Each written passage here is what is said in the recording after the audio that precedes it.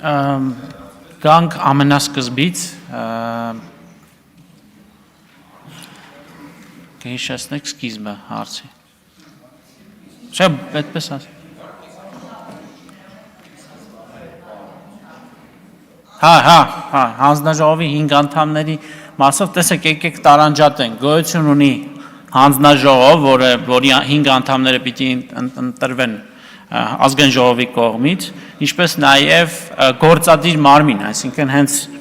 հիմնական աշխատանքը պիտի կատարի գործադիր թիմը, որտեղ ենթադրվում է, որ միայն աջակցող ստորաբաժանումներում են ներգրաված լինելու քաղծառայողներ։ Սա պայմանավորված է այն պարզ հանգամանքով, որ մենք գործ ունենք լրջագույն կիբերինցիդենտները եւ կիբերպաշտպանական ուրեմն մասնագիտական կարողություններ, հմտություններ ունեցող մարդկանց այստեղ ներգրավելու եւ սրանով է պայմանավորված, որ մենք ինչ որ իմաստով հիբրիդային մոդել ենք ընտրել, այսինքն եւ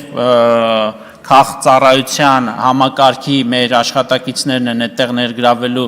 աջակցող ստորաբաժանումներում, իսկ նեղ մասնագիտացվածություն ունեցող մասնագետներին, փորձագետներին մենք պիտի հնարավորություն ունենանք այս ձևաչափով հնարավորինս գրավիչ պայմաններ առաջարկել, որպեսզի նաև կարողանանք մրցունակ կադրեր այստեղ ներգրավել։ Ի վերջո խոսքը գնում է մեր ամբողջ տնտեսության կիբերպաշտպանության մասին, եւ եթե մեր արժեվ խնդիր է դրված պատշաճ կերպով ապահովել այդ կիբերանվտանգ միջավայրը մեր ամբողջ տնտեսության համար, որպեսզի միլիարդավոր դոլարների հնարավոր վնասները կարողանանք կանխել, բառիս ամենաբուն իմաստով,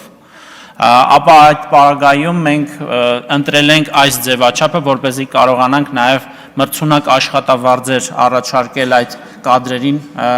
այս մարմնում ներգրավելու համար։ Ինչ վերաբերում է 5 անդամների չափորոշիչներին, օրենքի նախագծում նախատեսված է, արտառոց բան չկա, ինքը որպես ղեկավար կազմն է լինելու, սակայն բուն աշխատանքը հենց գործադիր մարմինն է իրականացնելու, որտեղ իհարկե շատ ավելի մեծ ճկունություն ունենք մենք։ Շնորհակալություն, կարող եք զբաղեցնել ձեր տեղը։